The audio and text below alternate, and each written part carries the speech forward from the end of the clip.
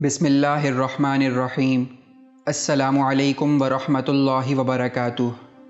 سیدنا عبداللہ بن مسعود رضی اللہ تعالیٰ عنہ سے روایت ہے کہ رسول اللہ صلی اللہ علیہ وآلہ وسلم نے فرمایا، اللہ تعالیٰ سے شرم و حیا کرو جیسا کہ اس سے حیا کرنے کا حق ہے۔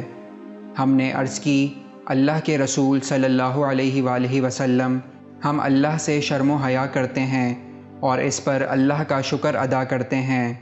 آپ صلی اللہ علیہ وآلہ وسلم نے فرمایا، حیا کا یہ مطلب نہیں جو تم سمجھے ہو۔